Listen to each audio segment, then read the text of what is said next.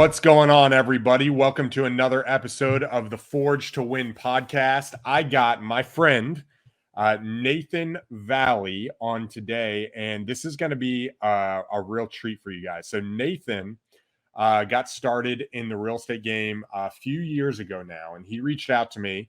Actually, I was in Ireland at the time. I was in Scotland at the time. And we jumped on a video call when I was in Scotland to go over a deal that he had going in New York. And we just started talking. We started working some deals together. We ended up closing a deal together.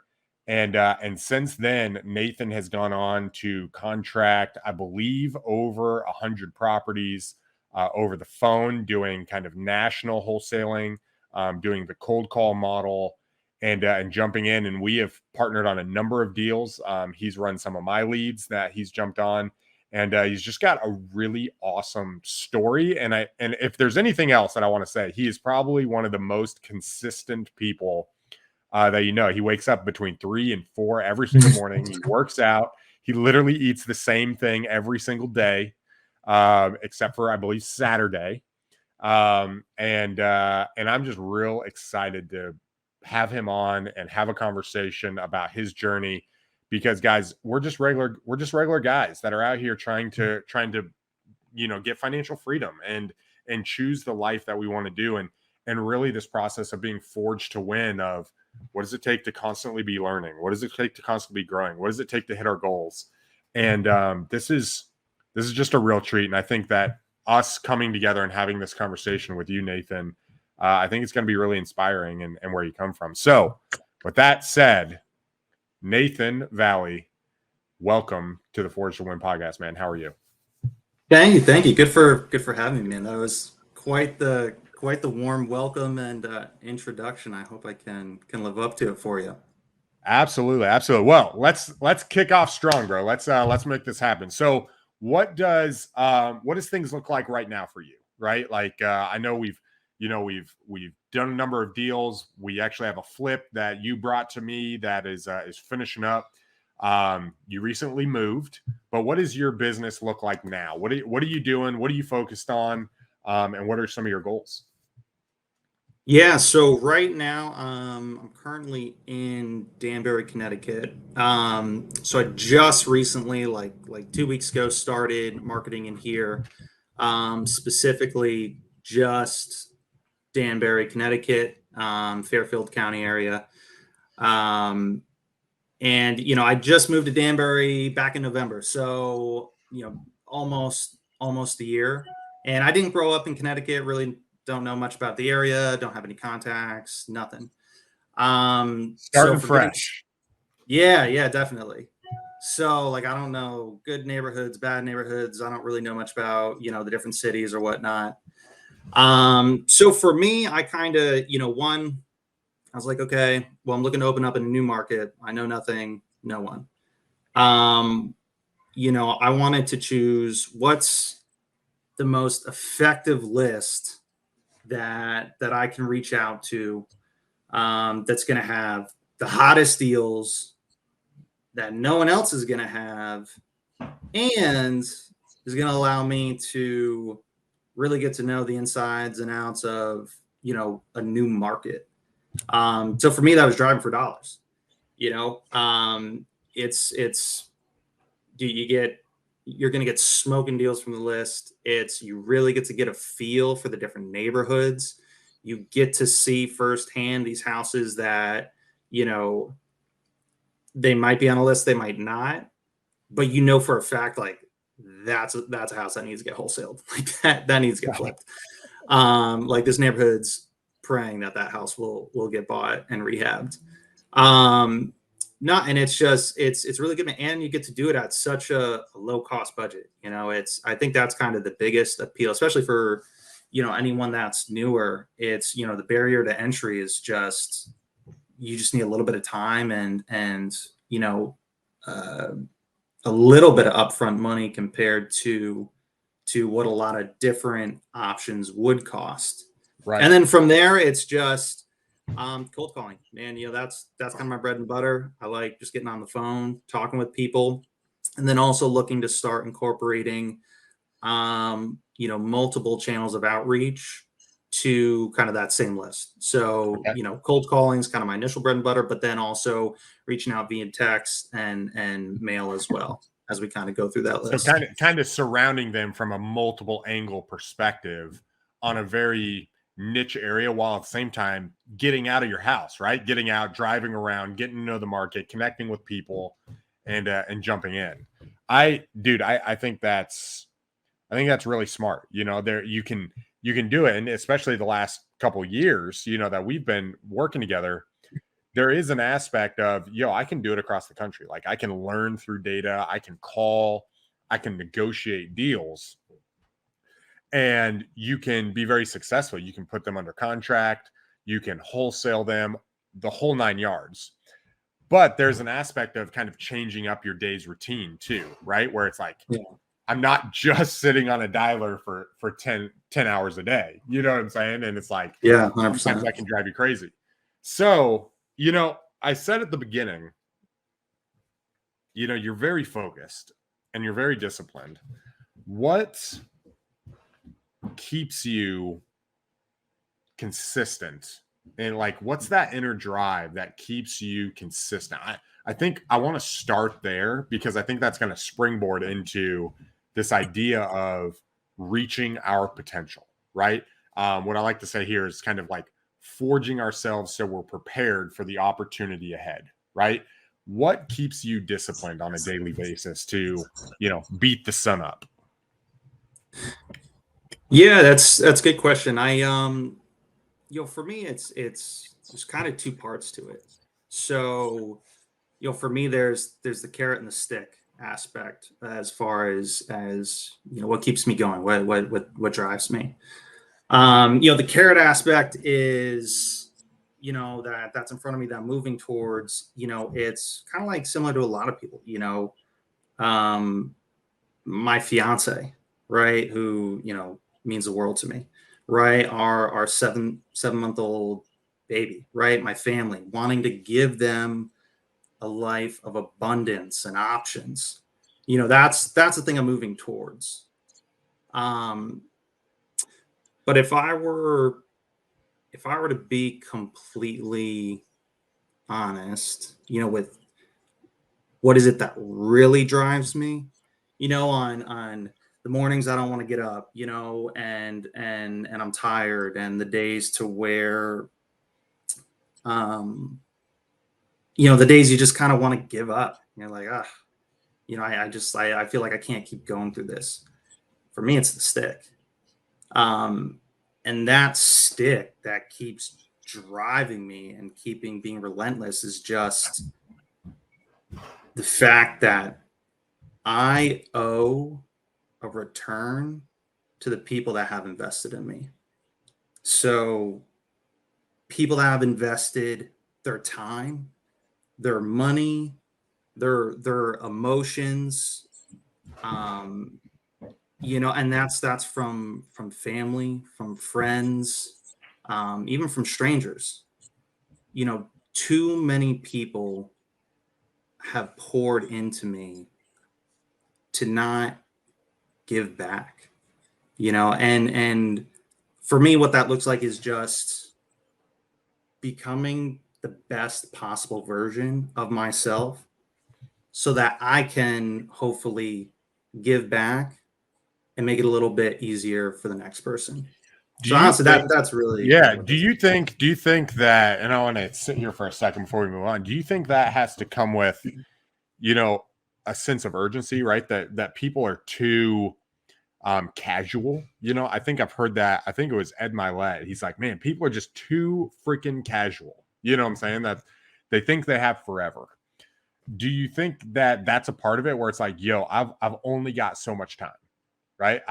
If I just let things go by and I'm not urgent, it's never going to get done. Is that a part of it, where you're like terrified that you're not going to produce the results? Or is it the results that you believe are fruitful for the return you got are so high that if you wait, like it's just not going to be achieved? Like, walk me through that. Yeah, so I 100% agree with, that urgency aspect, right? And I think sometimes there's, like a lot of things, there's a balance, right? That it's good to be urgent, but sometimes it can, when you're kind of when you're looking too focused and too short of a time frame, it can hinder you in different ways. Um, for me, there's definitely like that urgency, that level of impatience of, especially now that I have a son, and kind of getting to see, this is my child, and like he's just starting his life. Like I only have so much time left, and none of that's even guaranteed. So, we're playing this game, but and there's a timer, but you can never see it. You don't know when your time is up. It could be tomorrow, it could be today, it could be 50 years from now, but you don't know. And so I think for me it's just, when you look at just kind of having that really kind of open look at just your own mortality, and just being real with it. For me, that's what kind of gives me that sense of urgency, and not in a way that kind of lets it that gets you down, or scared of, oh, you never know what's going to happen tomorrow, but just that allows and drives you to kind of perform at that next level. Right, that everything that we do actually matters, that it's Yeah. important and it matters, and it's like, let me put my focus here, dude. That's, I think that's so good. The Stoic philosophers call that memento mori, right? What you talked about. Mm. And the idea is that, death is always in front of me. You know what I'm saying? That I could die today. Am I ready to leave? And I think that's really powerful, especially as we think about our goals. It feels like we're going to live forever, but we're not, right? There's a very limited time. So let's switch. We talked about real estate. We talked about what drives you. What got you into real estate? How did you begin this journey that real estate was the path for you and was going to hit, the financial goals, give you, the lifestyle, because I know lifestyle is very important to you, give you that lifestyle that you wanted. What was the beginning of that journey? Take us back to that process. Yeah, so it's kind of funny. I never grew up as one of those kids that was like hustling, selling candy bars, and had all these like neat ideas and ways to make money. That like was not me at all. Had zero interest in running a business. It never the thought never even crossed my mind. But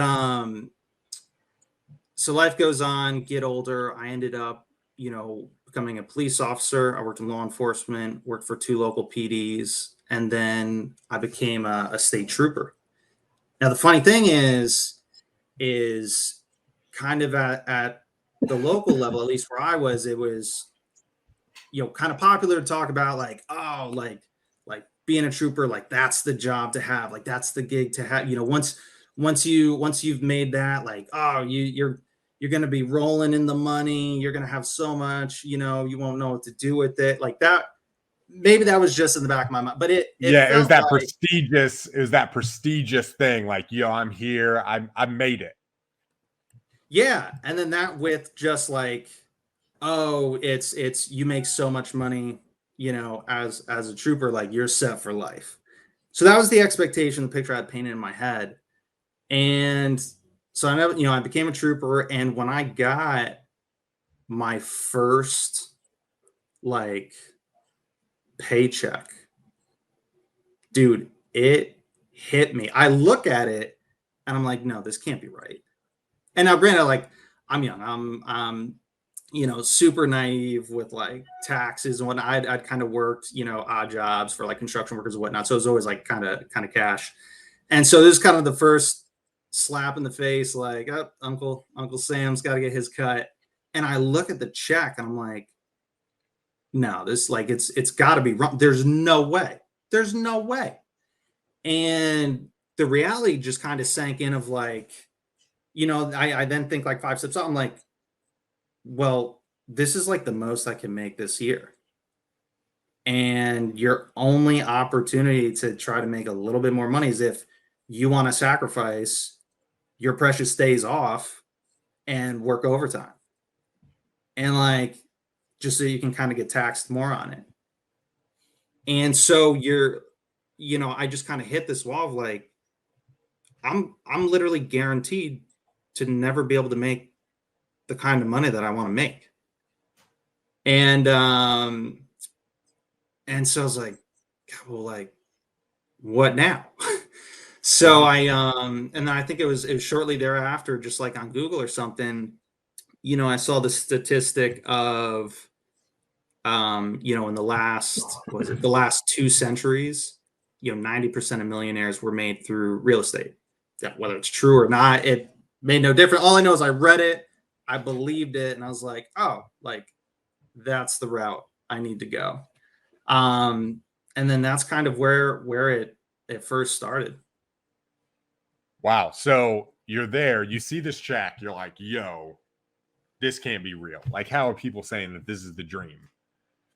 And I think a lot of people, that's what we're taught, right? We're taught, yo, do good, graduate, get a good job, and you'll have a consistent income, you'll have security. I think what's missed out is, what do you have to settle for? Right? What's the life you have to settle for if you accept this? You have to settle for, I'll just show up and do my thing and they'll send me a paycheck. And who's in control? They're in control.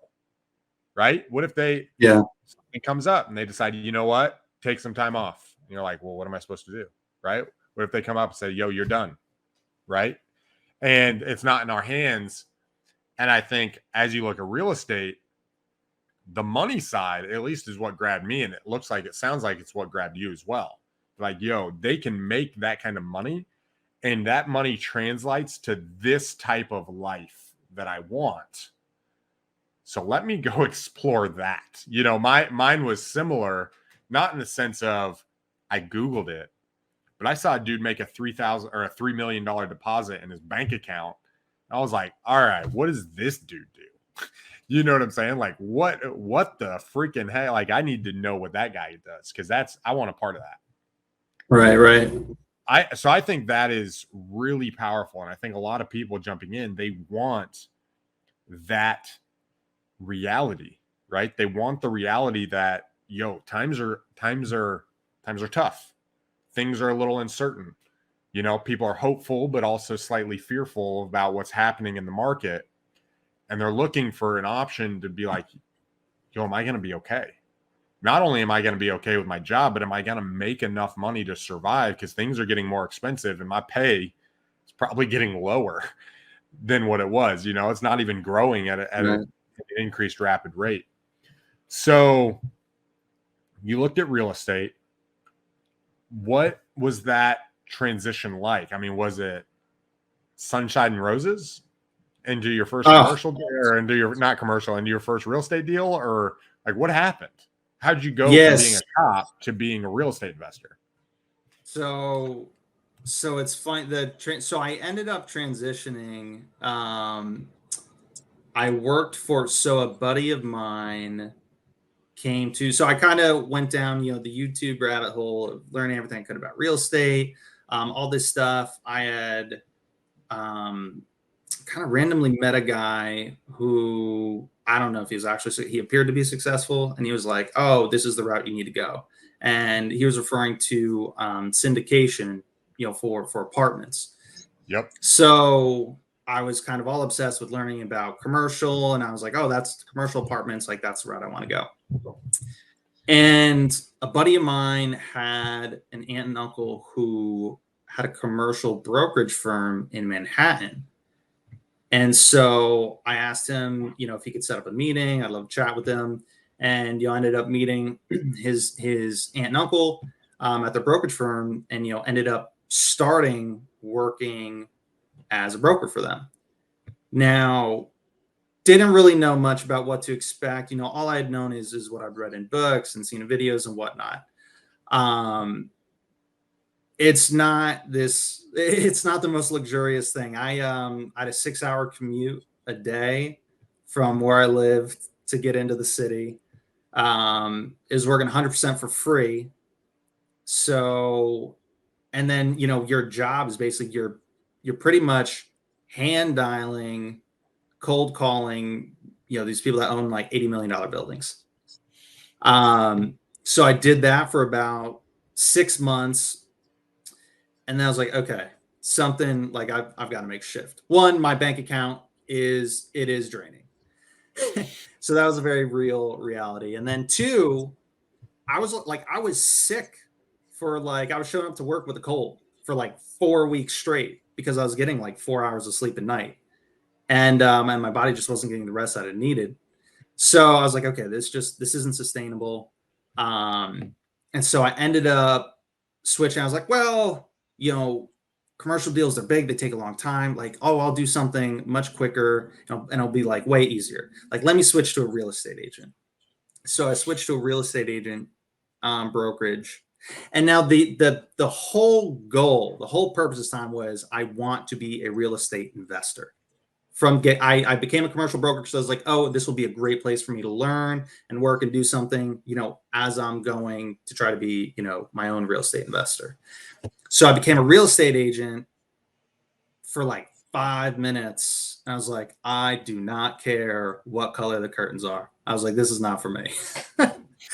And then also just kind of, I didn't realize when you become an agent, just kind of the way the industry is like, no one teaches you anything. I mean, it may be different with different, the brokerage I joined, like there is no training program. There's no like, hey, like, here's kind of like your first training set. Like, here's how to reach out to people. Here's like a script. Like, here's how you get a listing agreement. Like, what is a listing agreement?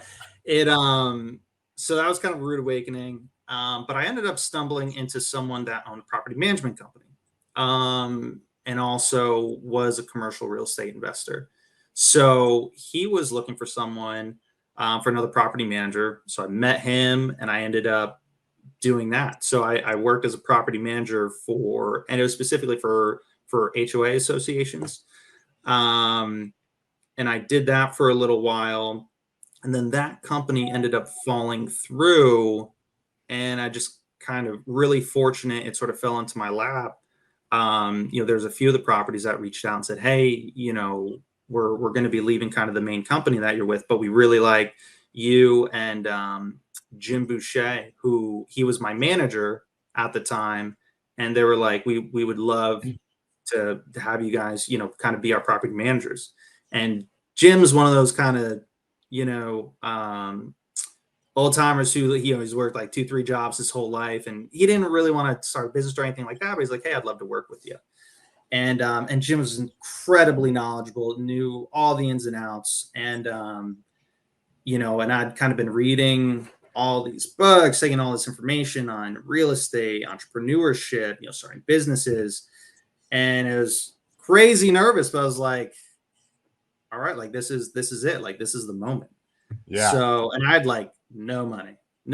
So I was so fortunate to that kind of fell in my lap. I got to start that business, my property management company, managing those properties and having Jim, work with me as an employee.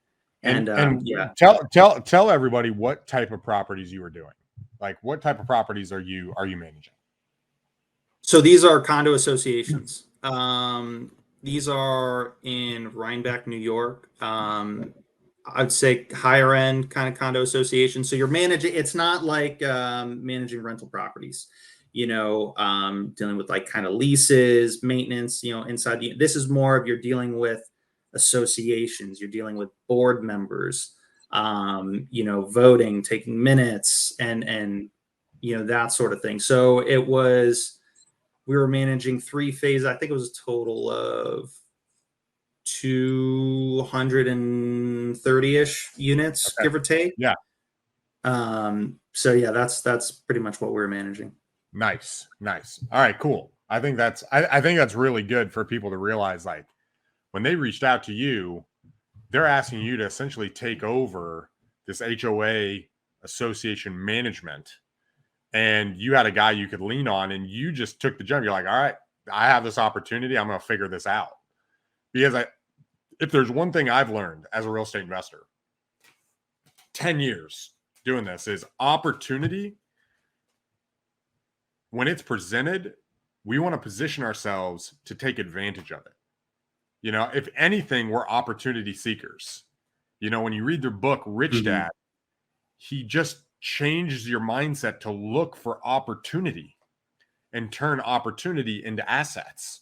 And if we can turn those opportunity to assets, how long have you been doing property management now since that first date?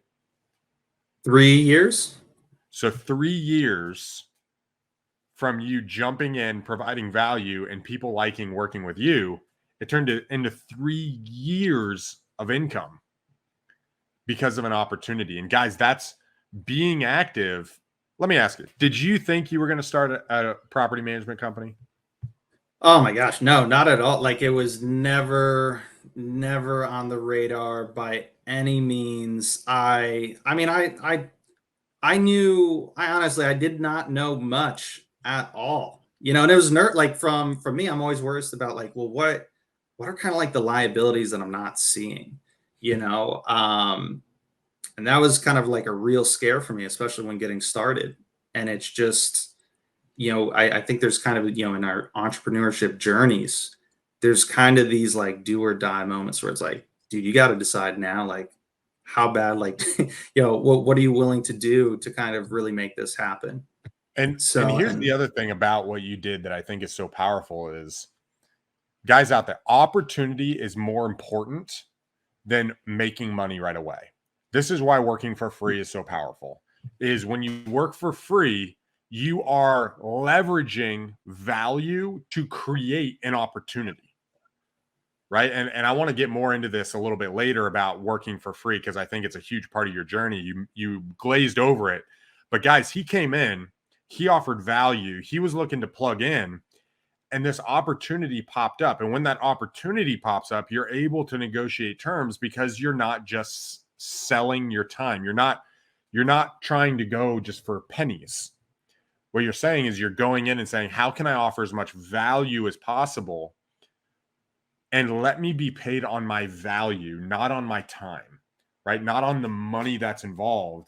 And if you can do that, it creates opportunity that is actually there's a lot more money involved that can sustain you for a longer period of time if you're willing to do that initial sacrifice. And especially in real estate. Real estate is an industry that rewards people who bring value, right? It's not just, yo, let me do this.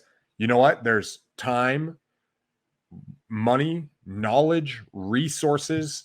When you can bring one of those to the table, you can bring value. A lot of people say, yo, you need money to make money. No, you don't, right? And I think this is exactly where you're at, is if I'm bringing my knowledge and I'm bringing the deal and I'm bringing the management and I'm bringing, all of the expertise, that's a massive amount of value. And then someone else brings the money. He's bringing the money, which is value, and I'm bringing the expertise and the management, which is value. And we can partner together on a deal, and we can do it without any of my own money.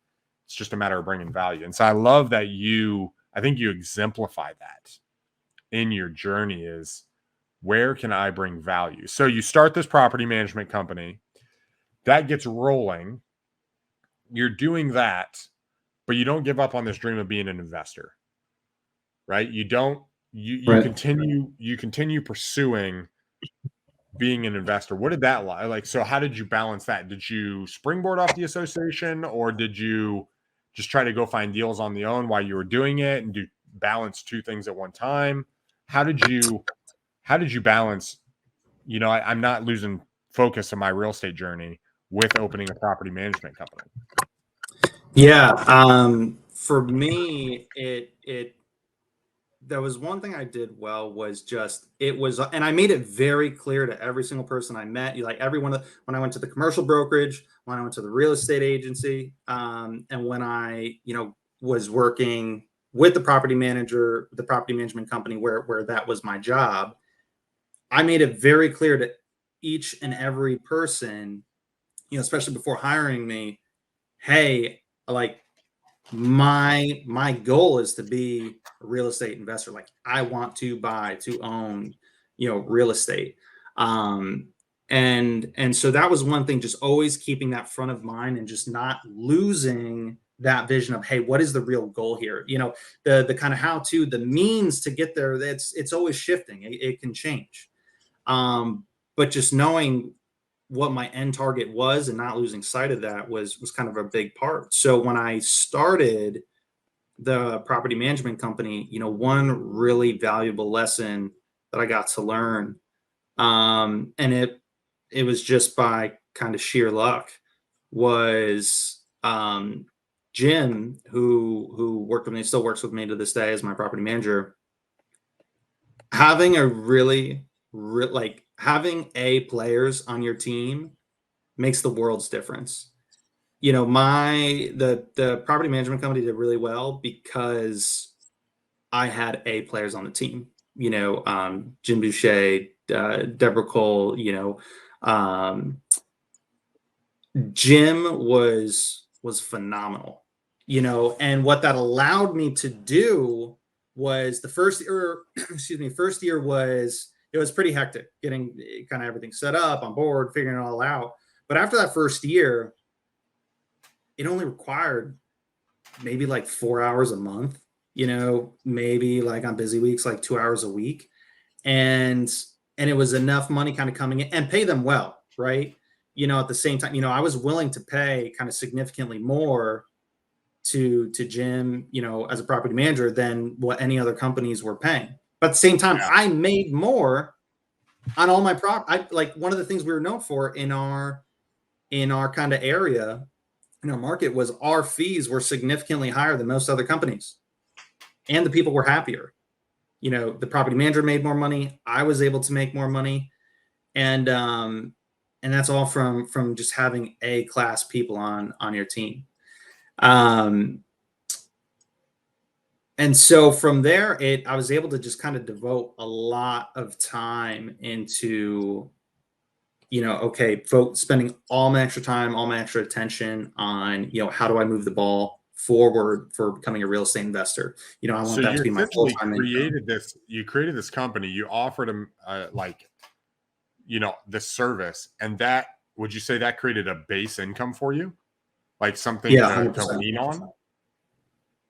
Yeah, absolutely. Yeah, it was, I mean, definitely was not getting rich by any means, but it was able to pay my bills and allow me to stay focused on, what I really wanted to do. And to me, that was more valuable than, if I could have made 4 times more money somewhere else, but took up all my time. Right. Dude, that's guys, there's a huge lesson there. Being able to cover the bills, realizing, you know what, I'm not giving up my target and getting distracted, but I am going to use this as a stepping stone. I am going to put this in place. I am going to set it there. It's going to feed me, almost truly passive.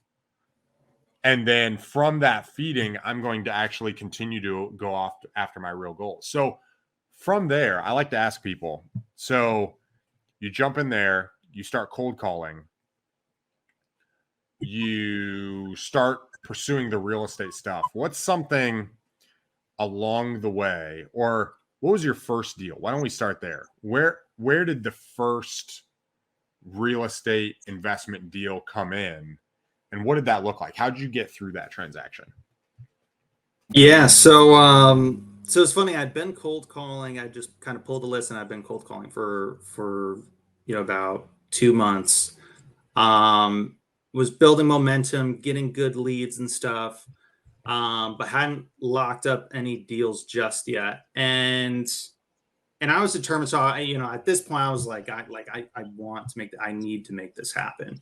So I'm like, dude, I'm gonna, cold calling is the one thing I'm gonna do consistently, but like, I'm just gonna start throwing stuff at the wall, in kind of other areas. So I was like, oh, let me try bandit signs. So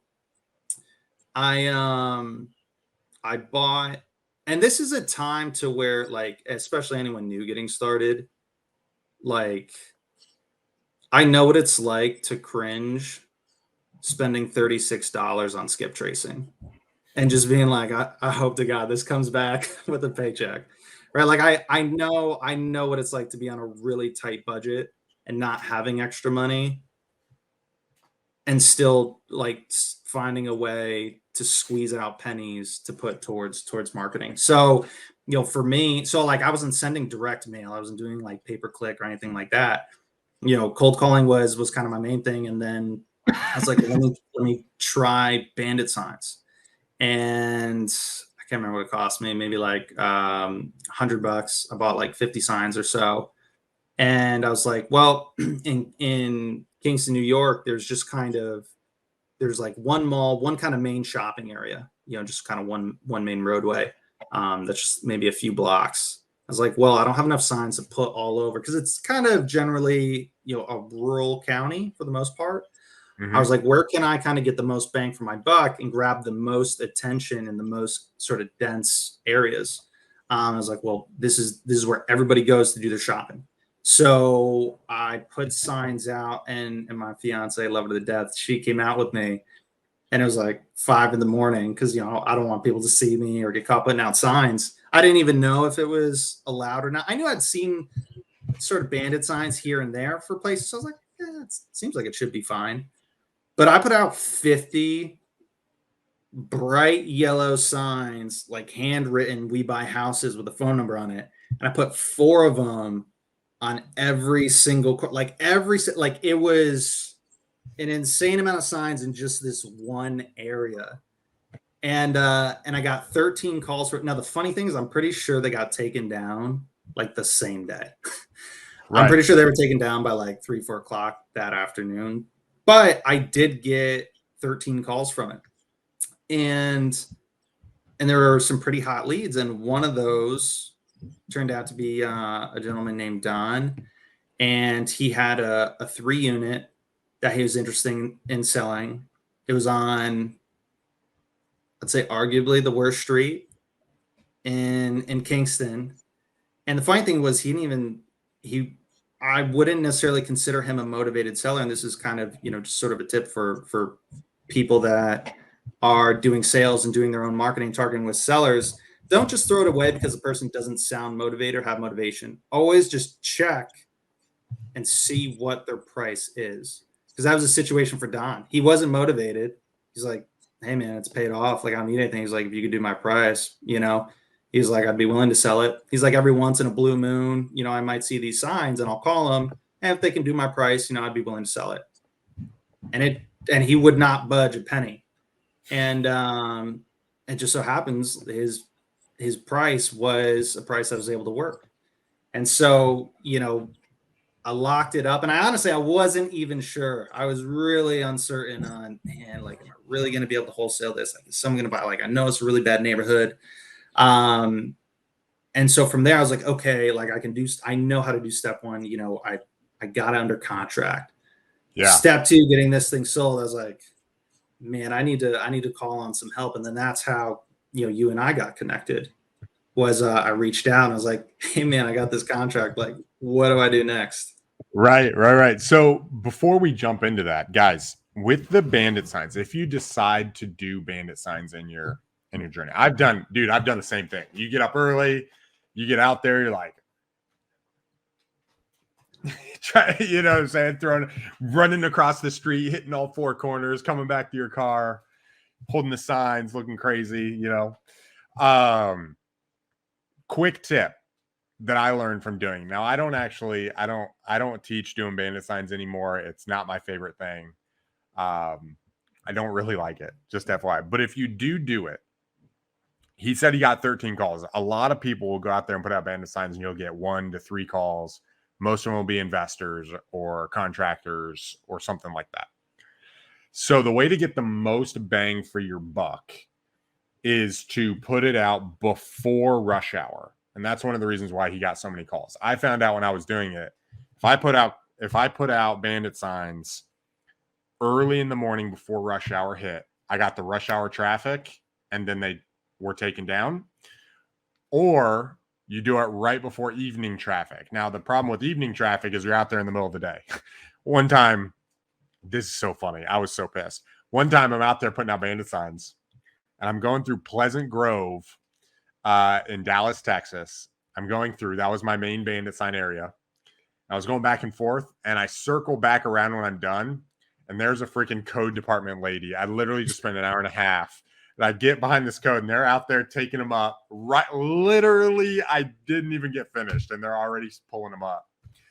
And I was so upset. I was like, dang it, waste of time. Anyway, that happens, right? But if you can put them out before rush hour, you'll get rush hour traffic, people coming home or leaving for work, and that's when you'll get those rushes.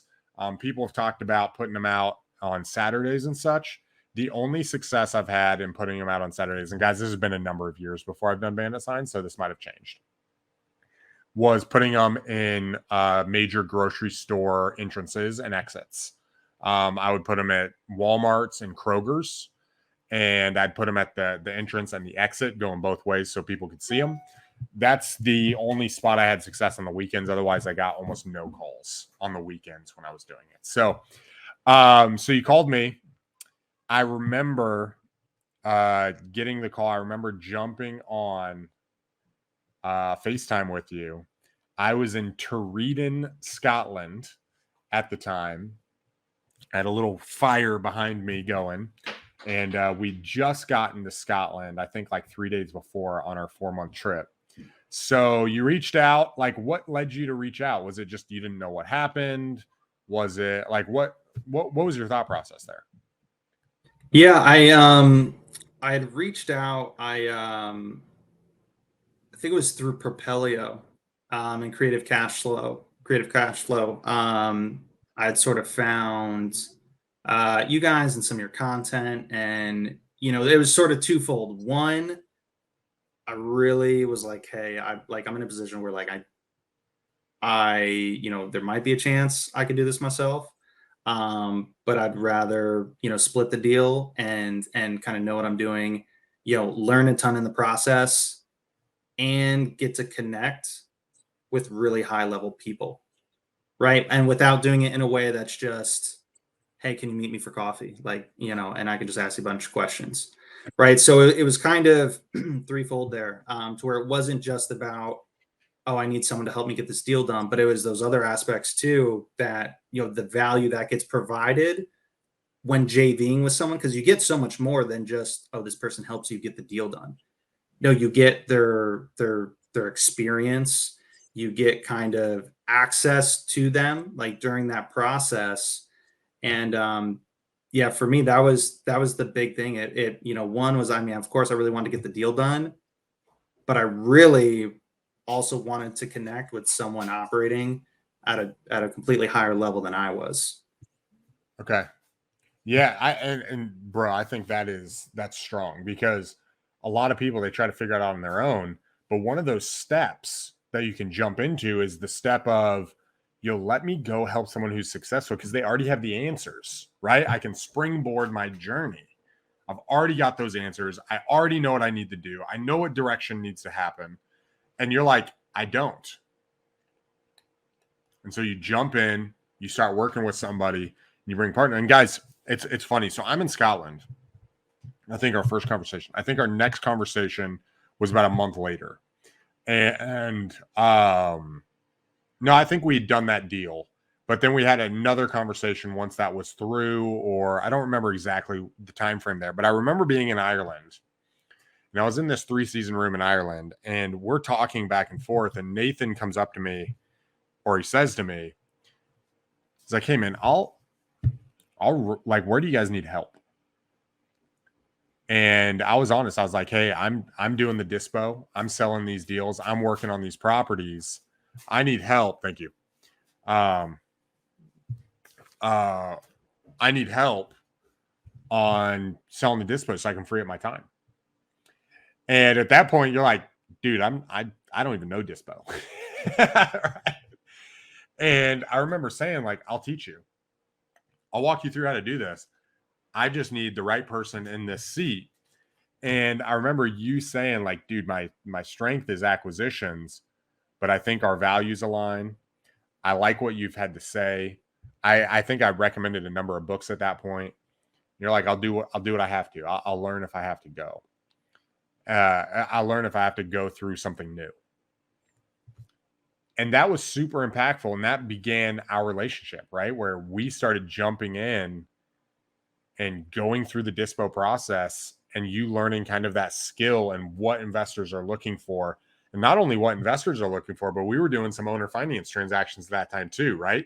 What does that marketing look like? Pushing that through and jumping in and really offering value to me, which then led to us talking on like a weekly basis, right? Being able to jump in and get that and learn it and getting that knowledge and then learning the process from there. And then we transitioned to acquisitions, right? The thing you'd been, you're like, dude, put me in acquisitions. Come on, bro. Like, this is what I'm good at, right? And I remember, it's funny story, guys. I remember we're talking about it and we were going through some acquisition stuff with some of the acquisition team. And Nathan's like, yo, I can do better than them. Like, put them on dispo. Like, I didn't know nothing on dispo. Put them on dispo. Let me do that. I can do better. And I was like, no, bro. Like, that's not it. No, bro. No, bro. Like 3 weeks later, he's like, bro, put me on acquisitions. I was like, all right, let's do a temporary swap. And that's what we did. And that temporary turned permanent. And you jumped in there. So that was super fun. What along the way, what's something you did that you're like so proud of, right? Along the way, out of this whole journey, right? Going from being a cop, opening up a property management company, jumping into real estate investing, us partnering on some of those deals and working some of that stuff, coming on and doing acquisitions. What are you most proud of? And have you been able to turn that into something that you replicate? Yeah, that's good. I'd say there's two things in particular. One of them is going to seem kind of silly, but I'll explain a little bit more. The first one, I would say definitely taking that leap and starting the property management company and saying yes to that opportunity. I mean, when I say new, I didn't know how to set up an LLC. I didn't even know if I was doing it right, and it's funny once you set up your LLC. For anyone that's done this, you've probably gone through a similar experience to where you immediately start getting all this mail from these companies that sell you like, oh, like you need to have this poster hung up in your working establishment, or you could get fined $40,000, and it looks like it's from the state. It looks like a legit land. So I'm freaking out. I'm like, do I need to buy these things? And I had no money when I was starting. Like it cost me like $350 to create my LLC. Like I was paycheck to paycheck at this point when I was starting. And in the very beginning, kind of the only thing that like even allowed me to do it was there was a sign-up fee that we kind of charged them. It was like, oh, thank God I get this like little bit of an advance so that I can pay for the LLC and like the website and resources and stuff that we need to get them set up. So I'd say one, just kind of taking that leap and, pushing forward when I, wasn't even close to having all the answers. That was one. And the other one that seems kind of silly, but it was actually, it's been life-changing for me, and something that, I continue to this day is reading. When, part of the story, when I saw the page, I was like, oh my gosh, I was like, this isn't going to cut it. I started looking for other ways, what are different avenues I could make more money or invest, in between like real estate videos, or I was undecided which route I wanted to go. Right. So I'm looking at real estate videos, stock videos, what are videos of like Bill Gates and Warren Buffett, like, what are they saying? And it was like a motivational clip, and it had like, all I know is it was like Bill Gates, Warren Buffett, and like a bunch of other kind of big people. And it was just a video to where they all talked about their obsession with reading, basically. And I was like, oh, Like, and I think in the video they talk about how Warren Buffett reads like, what does he read? Like 4 hours a day, 5 hours a day. I think it's 4 hours a day. And it's like, well, he reads 4 hours a day and he's worth 70, whatever, $80 billion. And so to me, it just like translated in that moment of like, well, if I do what Warren Buffett's doing, and if I start reading 4 hours a day, like, is it unreasonable? Like, I might not be worth 80 billion. Is it unreasonable for me to think it might help me get to 1 million? And so, and it's kind of like really silly to think about, but literally, and I was someone who took pride in the fact that I hated reading so much. Like, I made it through high school and like community college, and the only book I ever read was like The Hobbit in ninth grade. I'd brag about it, right? I was really good at kind of paraphrasing and like kind of skimming through the notes.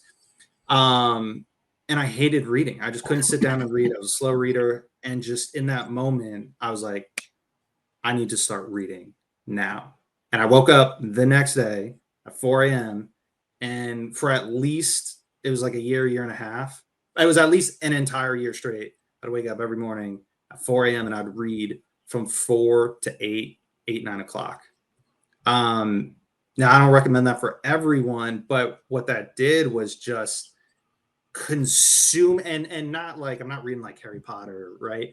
It's kind of reading all this, but Extreme Ownership, The Slight Edge, Tony Robbins books. There's real estate books, Tim Ferriss, and you're just getting in all these stories. And what it did was, the biggest part that it played for me was I read hundreds and hundreds and hundreds of stories of all these people that came from nothing or had these insanely crazy hardships and they made it.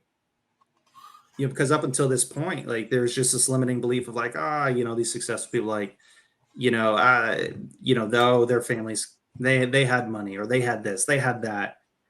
And when you start, kind of what it did was it just broke this pattern and broke this limiting belief I have, where it's like, no, most of them had it way, way worse off than me. And, if they're able to do it, okay, so can I. And that's, reading. I can't, if there's one habit, that I could, aside from working out and being healthy, I'd tie that with that. But reading will change your life, hands down. Dude, that's really powerful. I had, as you guys know, you can see my bookshelf behind me. I had a very similar thing where I read the book Ego is the Enemy. I think it was in 2016. I was in Ireland at that point again for 3 months. And I read it. And I wasn't like a no reader. Like, I didn't not read at all. Mm-hmm. But I wasn't really serious about it. I just pick up things here and there. I read Ego is the Enemy by Ryan Holiday. And I was like, yo, that book like changed my life. Right? I was like, holy crap, this is so good. And I've recommended to people like, dude, it's not as good as you say it was. But to me, it was so good. And dude, I got home and I literally ordered like $4,000 worth of books in a week. My wife's like, all of a sudden these packages of books start showing up at the house. She's like, what the heck is going on? That's where most of this stuff came from. Same thing, bro. 4 hours a day. That's exactly what I did for about a year and a half. And I think in that first year, I can't remember. I think it was around 200 in a year and a half. But that first year, I read like 100. I think it was 153 books cover to cover. And same thing, man. It just, your mind just opens up, and you're able. I like to tell people, when you read multiple books, there becomes this middle ground that's not part of the book, that this relates to this. And it's like, oh, this is what he's talking about. But you can't get it from just one source. You get it from reading these 3 books and these 2 books, and you realize how they work together when they're talking about different concepts. And I know in the past we've talked about, like, even reading books in certain orders can, I think it was like a year ago, we talked about reading Think and Grow Rich, and then reading Cybernetics. Yeah. right? Like back to back. And we both did that. And it's like realizing how one thing translates to another thing and how that can propel you is so powerful. And guys, I totally recommend if you're out there, dude, you don't have to read 4 hours a day, but do get consistent, right? Read 20 pages a day for the rest of your life. You know what I'm saying? Like constantly grow and get better, because if you're growing, new thought processes, new patterns, because you don't know what you don't know. And dude, that's awesome. So, dude, we've been going for about an hour. This has been awesome. So I want to transition. So at the end of these shows, I like to do like a speed round of value. Okay. So I've got some questions for you. I want to ask them and just spout off, right? Just, yo, boom, this is what it looks like. This is what it looks like. This is what it looks like. You ready? Yeah, let's do it. All right. So question number one, in real estate, plugging away, if there was one metric you could track and there was nothing else, right? You were looking at your business, you had to judge one thing that you wanted to track on a daily or weekly basis. What would that one metric be? Offers made, 100%. Offers made. All right. Question number two. What book would you recommend a real estate investor read? Like, what is one of the most impactful or life-changing books that you'd recommend to somebody? Man, we just talked about all these books we read. One of the hard things is once you get into that reading habit, it's so hard to pick just one. I'm not going to say Rich Dad Poor Dad. I know everyone kind of gives that as the answer, even though that was what kind of changed it for me also. But I'd say a really big one, and I'll kind of give two because they go together, and especially when talking about other people doing it and breaking those limiting beliefs.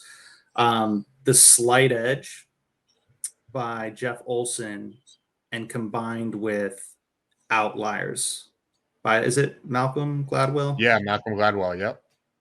Yeah, and the reason for that is, the Slight Edge basically just talks about, it goes in really deep explaining it's not about, oh, I'm going to wake up tomorrow and I'm going to read for 10 hours and be burnt out and then like not read for like the next month. No, it's about, dude, just wake up and read 15 minutes tomorrow and then do that every day for the next 6 months, right? And then maybe up it to 20 minutes, and just you slowly, you're at such a slight increase, but then over time it leads to just exponential growth. And combined with Outliers gives specific stories. One of those in there is, it talks about Bill Gates, this guy.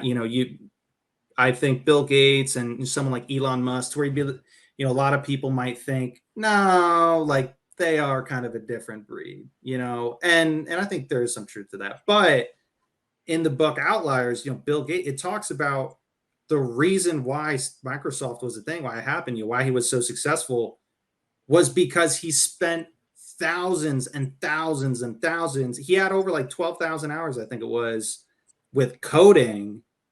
Wasn't it like, I think it was like before he was like 16 or 18, or it was something crazy. A little bit of that was luck that they had the computer there, but his skill came from, and same thing with, and then it even gave an example of, well, NHL hockey players, they could judge the likelihood of someone being in the NHL based off the month they were born, which is great. And it just perfectly gives examples that fit right into the Slight Edge of like, no, it's not because they're just so great or they have something that you don't. It's because of just this consistent progress, not this massive, but just consistent progress over an extended period of time. Yeah. And then, is the difference between a guy that just played Pee-wee and someone that's in the NHL, and it leads to these massive kind of differences. So yeah, those two books, 100%. I think that is such good advice. And the reason why, it's the little consistent behaviors over time that change your life. right? It's the thing that you don't just do. I would even say, I would challenge people and say, don't just do it for 6 months, do it for the rest of your life, right? Little tiny changes forever. And that's what's going to make the difference. You know, anybody can work an 18-hour day once. And I'm not telling people to go work 18-hour days. Okay, just FYI. But if you were to work 18-hour days for 2 years straight and they would be productive, think of the edge in the amount of time versus someone who worked 4 hours, right? It's just gradually, it's exponential. If you just do it once and then you don't work for 2 weeks, well, you just worked 18 hours. Where if you worked, 6 hours a day for 2 weeks, you're actually going to do more than 18 hours. And so this idea of consistency is just so powerful. So figure out what you can do and gradually build, and it will build too. It won't just stay the same. It'll build. You'll do spurts. You'll go. I remember when I started doing cold showers, you were there, and it would go hot. Well, go I mean, not in person. No, not there. But you were. I told you about it, and you're like, I remember you're like, bro, you just need to start cold. It was like 3 months into my journey. You're like, dude, just stop. It doesn't work. I was like, no, it does work. You're like, no, just start cold. But it took me just turning it cold for 10 seconds every day for 2 months. And then I ended on cold. And then I ended on cold for like 2 months. And then I just started cold. And now I only take cold showers. It's freezing outside. And I still take cold showers. You know what I'm saying? And that, from a health perspective, has sharpened my mind. It's one of the key things that just sets me off in the morning, and it's now a routine. Mm-hmm. But that routine just gradually increases. So, man, that's so good. What do you do to intentionally network or mastermind with other people? Yeah, that's one of those things I need to get a lot better with it.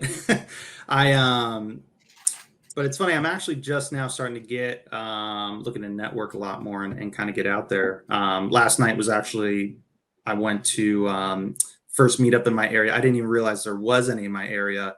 And, I kind of did some searching, was able to find something, and it just so happened to be last night. And, one thing I'll say is networking, I think, is something I've kind of really undervalued. And I'm looking to kind of make that much more of a priority, in my business and sort of kind of habits that I keep. And one thing about it, though, so last night I'd gone to meetups before, especially when I first got started. I used to go to meetups in my area all the time for real estate. And this was the first time to where I really had an understanding of leading with value. And then I also kind of immediately got to see a positive result from that. So, when I went to this meetup, it wasn't a, hey, I'm looking for someone that can do this for me or that, hey, can I ask you some questions? I kind of positioned myself and just, hey, my name's Nathan, sales and marketing is kind of my thing, especially sales, like that's my focus. If there's anything I can do to help you guys out, let me know. If you're an agent or whatever the case may be, I'm sure there's probably a couple tips I might be able to give you guys. And it sort of led to a conversation with the gentleman afterwards. He was asking me a little bit, and I kind of gave him some tips. I sort of walked him through a little bit of my process and what that looked like. And, in 15 minutes, he was able to recognize no, he knows how to talk to sellers. Like, that is his skill. And also, I'm very upfront with hey, construction's not my thing. Rehab's not my thing. I don't own rentals, but I know how to talk to a seller. And that right there, being able to lead with that value and show, hey, this is what I can bring to the table. The conversation ended with him. He's an active flipper in the area. He's done I think almost 20 flips in the last 2 years, and he's like, hey, let's get coffee next week. I'd love for us to kind of find a way we could work together. And that just all came from, wasn't me asking with my hand out, hey, I'm looking for someone that can do deals with me, that can help me, do flips. It's, hey, this is what I have, of value. I hope it can do something for you. That's powerful, man. All right. Well, dude, Nathan, I really, really appreciate you jumping on here, you being open. I know you're not the front of the camera guy. So I appreciate you sharing your story. I think it's inspiring. I think the massive shifts that you made, the taking the opportunity, the jumping in, taking action, the changing your own life, and really choosing to be consistent and disciplined to hit your goals. Man, you're going places, and I would bet on you. And I think that, in this journey, it's a journey, and we run into roadblocks and we run into problems, but it's about overcoming them. It's about taking advantage of those opportunities, and it's about leading with value, like you said. So I want to thank you. If someone wanted to reach out to you and connect with you, how could they do that? Yeah, you can reach me at i84homebuyers@gmail.com. That's the best place to reach me, or you can find me on Facebook, Nathan Henry. Either one of those, shoot me a message, shoot me an email. Love to connect. Awesome, man. Well, Nathan, thank you so much, man, for sharing your story and jumping on here. Have a good one. Yeah, had a blast. Thanks for having me. See you, bro.